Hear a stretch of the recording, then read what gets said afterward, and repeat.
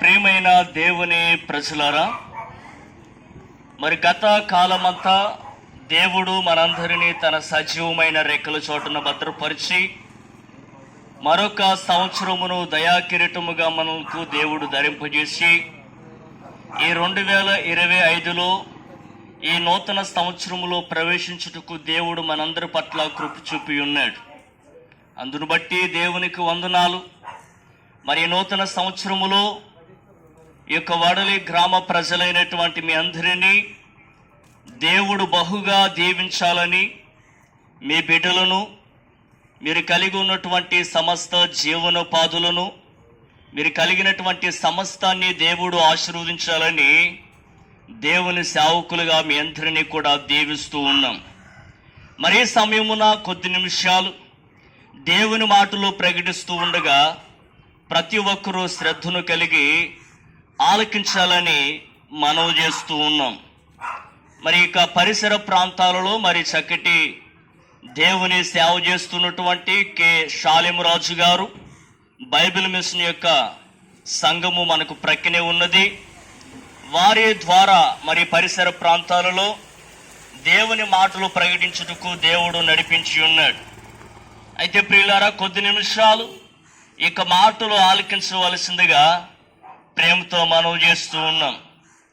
గమనించండి, సృష్టి ఆరంభములో నోవాహు అనేటువంటి వ్యక్తి దినములలో ఈ భూలోకమంతా, ప్రపంచమంతా పాపముతో నిండిపోయిన్నది, పాపము పెరిగిపోయున్నది.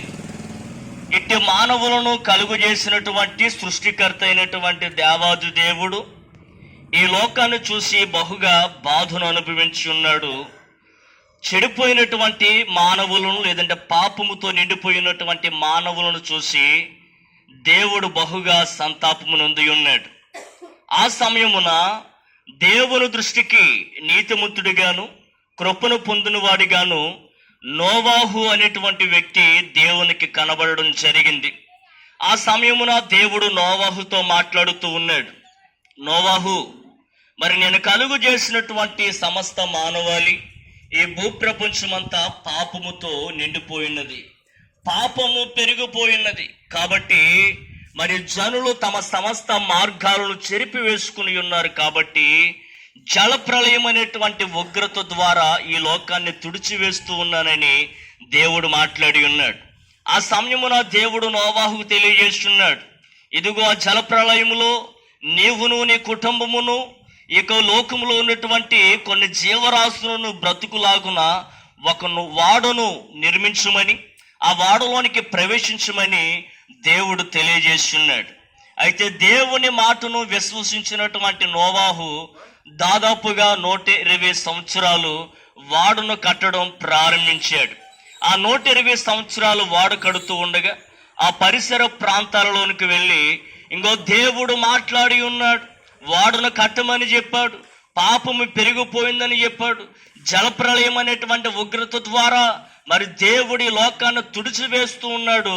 కాబట్టి పాపాన్ని విడిచిపెట్టండి, దేవుని చెంతకు రండి, దేవుడు కలుగు చేయమని చెప్పినటువంటి ఆ వాడలోనికి రండి అని నోవాహు దాదాపుగా 120 సంవత్సరాలు ఆ యొక్క సువార్తను నోవాహు ప్రకటించాడు. ఆ సమయమున నోవాహు ప్రకటిస్తున్నటువంటి సువార్తను వినినటువంటి ప్రజలు నోవాహును అపహాస్యం చేసి ఉన్నారు, హేళన చేసి ఉన్నారు. ఏంటి, నోవాహు వాడకడుతూ ఉన్నాడు, దేవుడు కనిపించాడని చెప్తూ ఉన్నాడు, జలప్రళయం రాబోతుందని చెప్పుచూ ఉన్నాడు. నోవాహుకు మతి చెల్లించిందా అని చెప్పి నోవాహును అపహాస్యము చేసి ఉన్నారు. అవును ప్రియులారా, దేవుని వాక్యము సెలవిస్తూ ఉన్నది, సిలువను గుర్చిన వార్త నశించు వారికి వెర్రితనమును, రక్షింపబడుచున్న మనకు దేవుని శక్తి అయి ఉన్నదని వాక్యము సాక్ష్యమిస్తూ ఉన్నది.